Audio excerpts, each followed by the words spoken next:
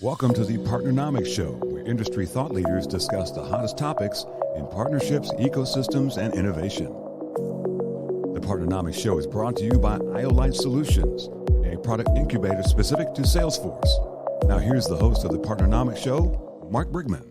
Welcome back to another episode of the Partnernomics Show. It's good to be with you again today. I'm joined by Mr. Brent Earlewine. Brent, how are things going today, buddy? They are going fantastic, Mark. I appreciate the ask. Well, yeah, like we were chatting about, man, winter is in the air. It is here, like it or not. It's definitely here. I'm a little cold today. Got the old sweaters going, all that sort of stuff. Just trying to stay warm here. But Brent is the founder and principal at Quantum Channels. And man, whenever I have some tough questions about channel or I want to know how it's done, man, Brent is on the short list of folks that I call. So, Brent, I appreciate you taking some time out today to chat with us and to share your insights. Yeah, of course. Looking forward to it. I think it's going to be a great discussion.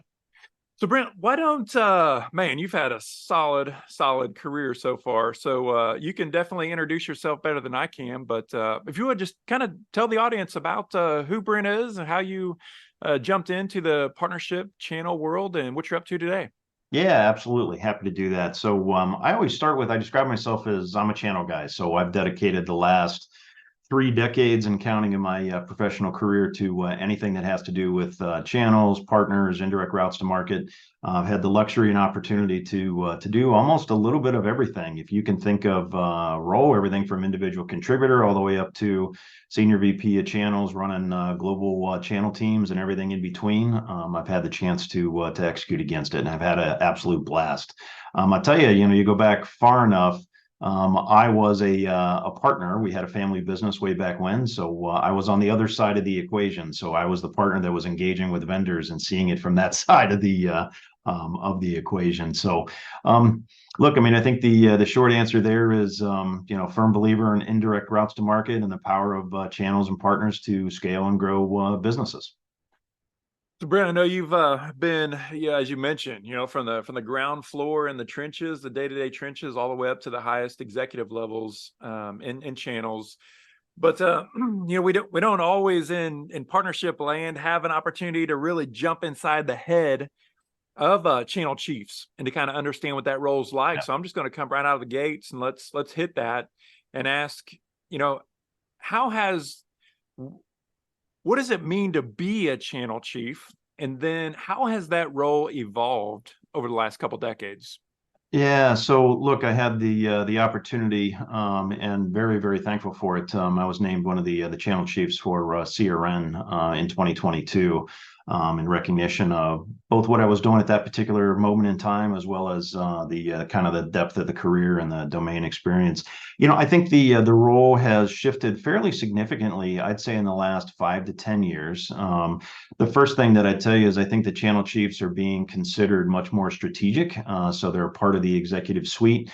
Lots of discussions on how they report and who they roll up to, but effectively the channel chiefs now are really being considered part of the strategic go-to-market revenue generation teams instead of an afterthought. And I think that's probably the first really big change. And I view that very positively because unfortunately in the past they were kind of considered an afterthought or okay, that's nice, we're doing this channel thing, but that's not really where we're going as a company.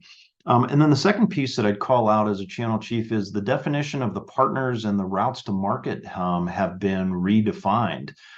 So, you hear certainly lots of things about ecosystems, but you've got all kinds of partners. So that definition in the past might have been, VARs and system integrators or solution providers. But now you've seen this whole expansion of what's a partner actually look like, or how am I getting to my market opportunity? And I think it's now even starting to include influencers that aren't selling, they're not buying, they're not collecting a purchase order, but they're certainly part of the way that we get to end user customers and secure that business. And then we've also seen an explosion now in the last 5 years, particularly with ISVs, application development houses, where again, they don't fit this kind of neat box of what a partner used to be defined as. So to me, that's also been very, very exciting to see that expansion of partner types and expansion of those routes to market. It's like, I think of, just looking back over, say, the last decade, like you had mentioned, marketplaces, Yep. massive proliferation of different ISVs, these, software is eating the world, as the book reads, and just all those other opportunities to leverage technologies, but other, networks, getting into clients a little bit faster. Yeah, exactly right. Brent, one of the many conversations that and topics that I love digging into with you is when we talk about the science of partnering. Yeah. And in partnering, let's move this thing from shooting from the hip, guessing, to something more repeatable, predictable, something that we can actually lay out not only for our own teams but for executives, so they feel like there is something to track. It's not just, hey, we're going to put this strategy in place and kind of and have a hope. Man, I'd love to just kind of dig into your brain a little bit and ask, what does the science of partnering mean? And what does data mean? And from an executive level, what are some things that they need to think about and to put in place to make sure that they're setting themselves up for success?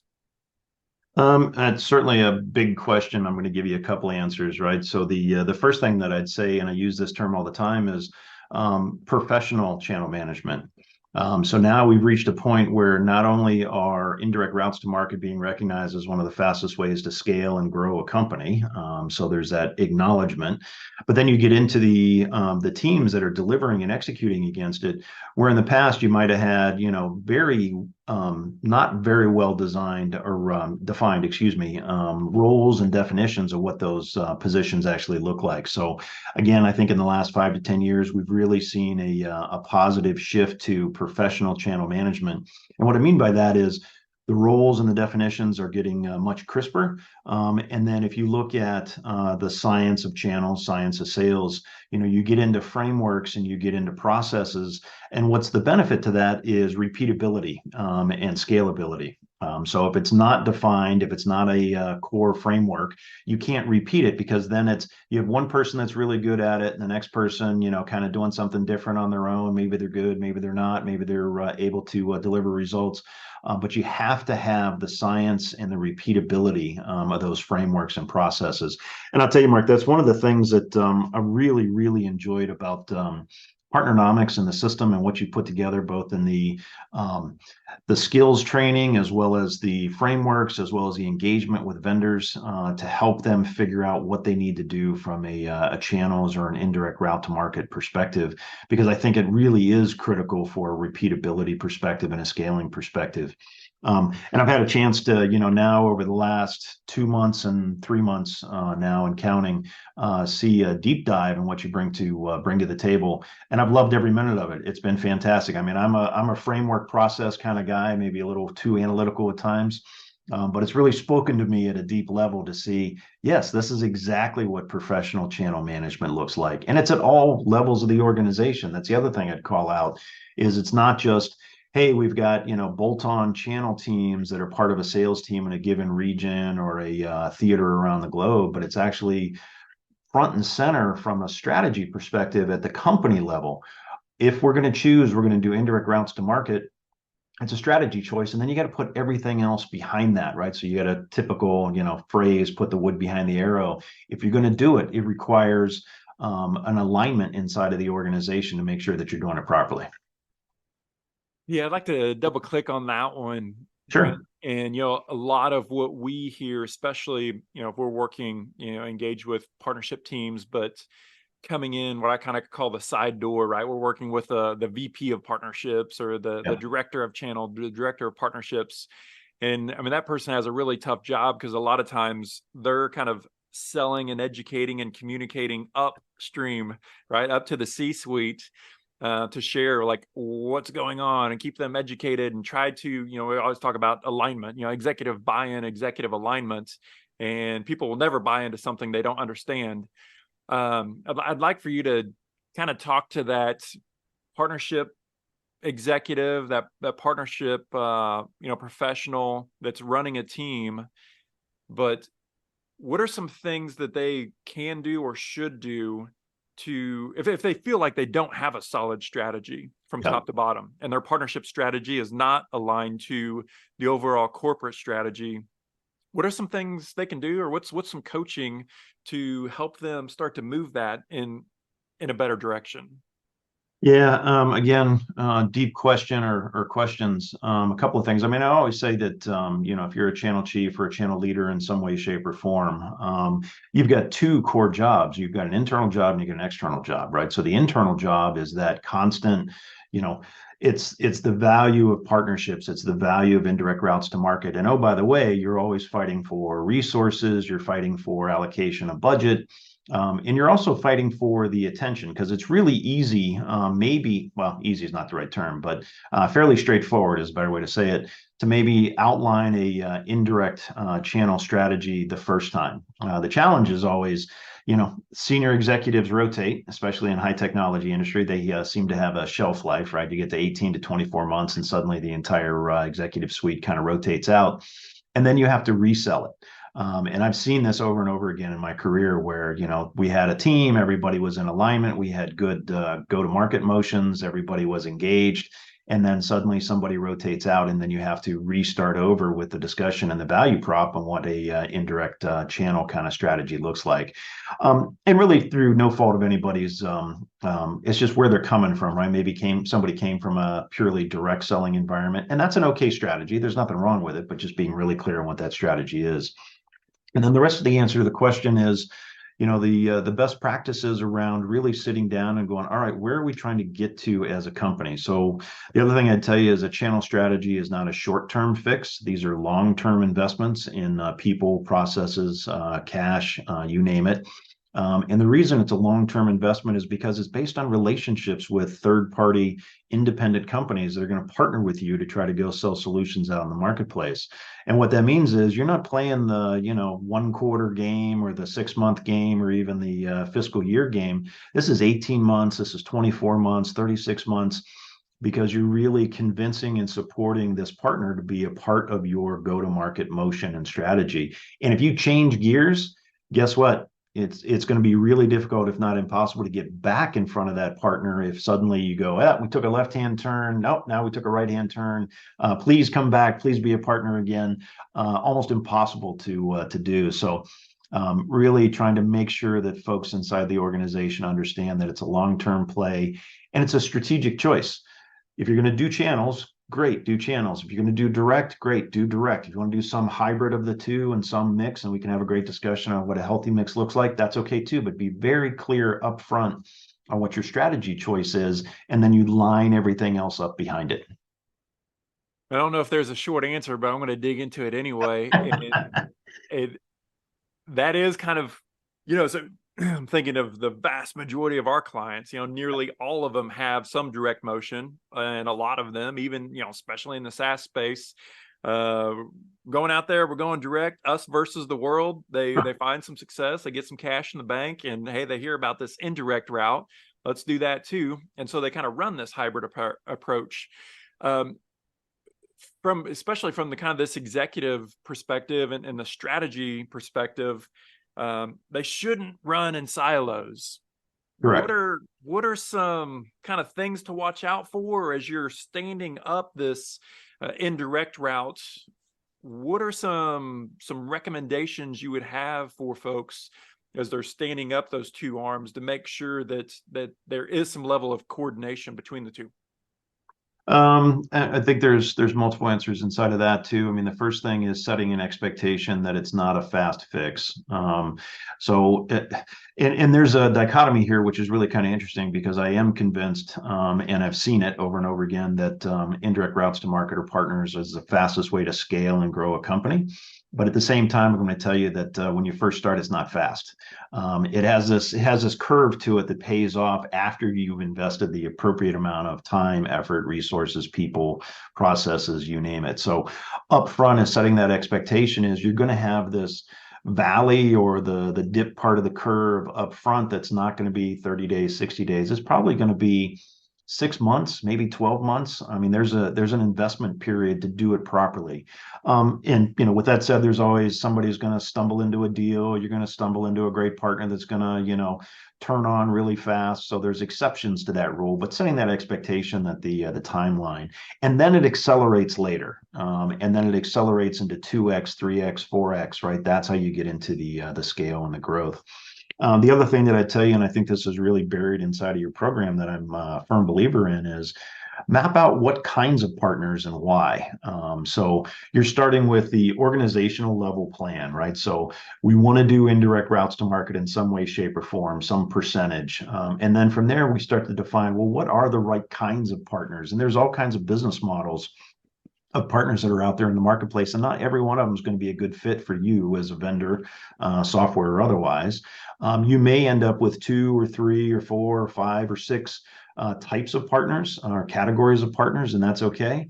And then once we have those categories of partners that make sense for our strategy, then we start filling in the names. You start filling in the blanks on who the actual partner organizations are by name that we want to go recruit and engage and bring on board and enable and start down that path of the actual tactical kind of work at a street level. Man, I love that. How many times do I, hear or see executives or even founders of companies start to lay out this partnering strategy, and they start off by identifying who the partners are going to be. They got it backwards. I'm like, man, you got it so backwards. Yeah. It's that may be a decent profile. That may be it's something that you would love, but there's so many things that come into it, far before that. Yeah, and Go ahead. I was just going to say, I mean, that can be okay if they put it in the right box, and the right box being that individual organization they've identified by name could be a great example of a type of partner or category of partner, or they're covering a region, or they have a vertical that they play in, or whatever the case may be.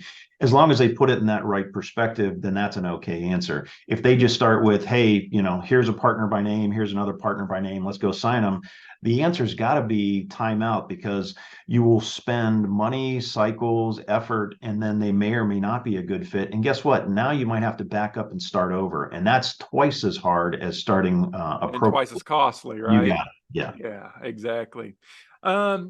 So, there's a lot of organizations, and I think especially now, again, we were talking about this massive proliferation of software companies. Sure. Where they start off and, kind of those easier, quote unquote, programs to get off the ground is like, referrals or affiliates, something pretty easy to get going, click through, partnership agreements. We can kind of get flying pretty quickly. Then as we get success there, we're wanting to do something maybe a little bit more sophisticated. I guess just kind of talk a little bit about the maturation that goes into this. You mentioned earlier about training, but just, how do companies know whenever they're ready to get more involved into more complicated partnerships, or let's say even working with an SI, for example? How do you know when you're ready to kind of graduate to the big leagues? Well, I think there's a couple of decision points. First decision point is when somebody feels like, as an organization, as a vendor, they're really looking to scale. And again, if we talk through the partners are really one of the best ways to scale and grow. When you feel that you're logically at that point, and not every company is really at that point, they may think they are or want to be there, but that doesn't mean that they're actually at that point. I think is a really good starting decision point.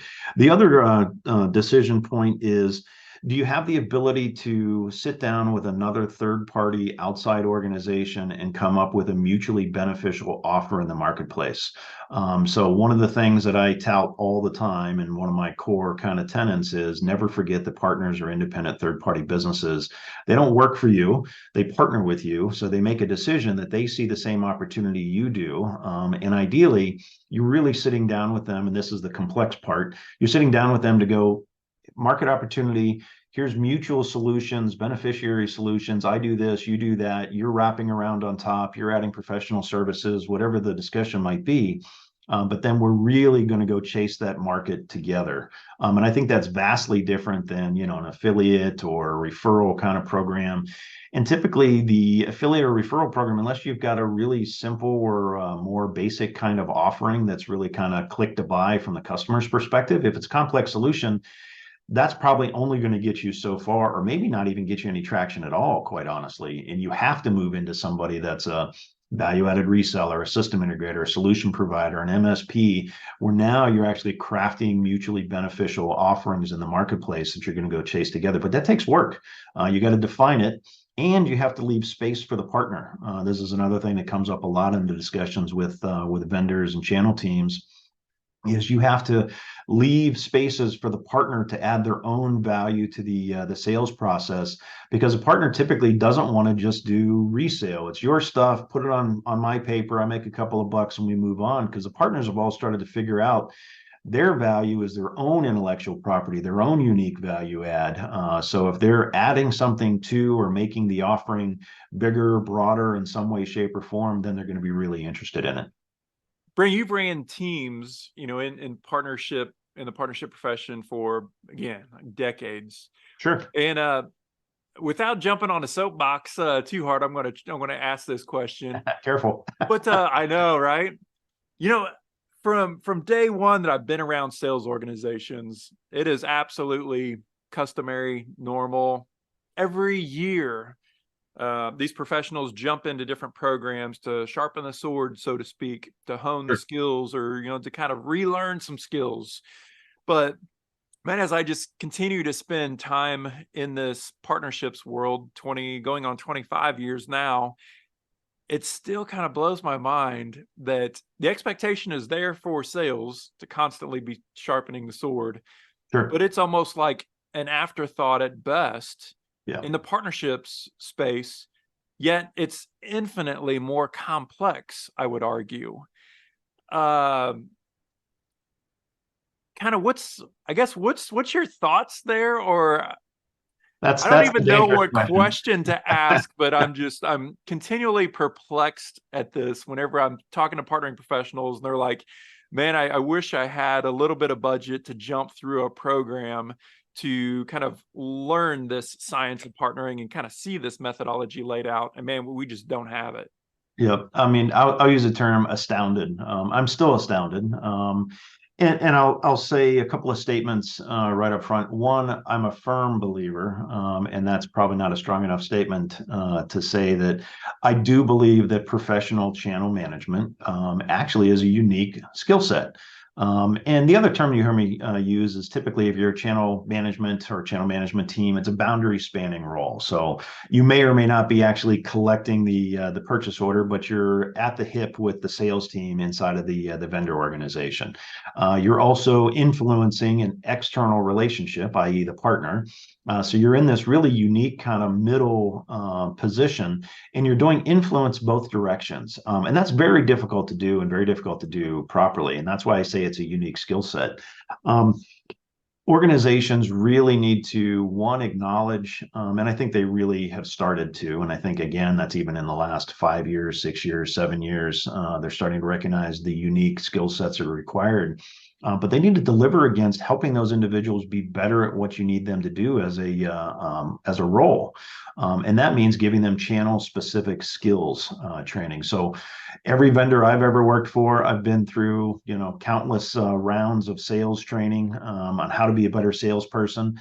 Very few and far between seeing better channel management or partner relationship management skills that's very unique for that kind of training. It's one of the reasons I started Quantum. Was I recognized that gap because I lived it, both for myself as an individual contributor, as well as even as a leader. It was difficult to try to get that kind of training put together. I was successful, and there are a couple of organizations that I think do a great job. Mark, will put your organization squarely in the top of that list because I do love the framework and the processes and the training that you make available. But I do think it's a critical component that most vendors are missing on, especially if you view channels and indirect routes to market as a strategic choice, like this is how we're going to grow the company. Guess what? Then you need to invest in your people and help them be the best version that they can as they go out and execute against that strategy. You're probably already doing it for your sales teams. You should be doing it for your channel teams as well. Last question I have for you, Brent, and that is you and I have similar but different kind of backgrounds, and that is yours heavily in martial arts. Sure. I spent 6 years in the Marine Corps and in the military, and there's, I think a lot of similarities in just kind of that mentality and the approach that goes into it. But I want to ask the question, you recommended a really interesting, really cool book to me, Left of Bang. Sure, it's one of my favorites. Yep. Really cool, really interesting, and just really about awareness, I guess, is if I could put one word to it, just awareness. And that hits all all situations, all topics in life. But how has, your significant, expansive time that you spend in martial arts, how's it helped you as a business professional? Multiple ways. So I've been in martial arts now 36 years and counting. So, it stopped being a hobby for me a long time ago. It's actually just part of who I am. I actually own and run a full-time school here in Pittsburgh, and I just celebrated 25 years of having a full-time school here in Pittsburgh. It's coming up in December, but I've been celebrating now for a couple of months straight with my senior instructors and students. It's another deep discussion, but there are a couple of things that have really translated very well into kind of the career development, professional development piece, leadership roles. One I'd start with is a results-oriented mindset. So really after, talk is cheap, you can have a lot of emotions, but ultimately it comes down to generating results. And I think that shows up on the dojo floor.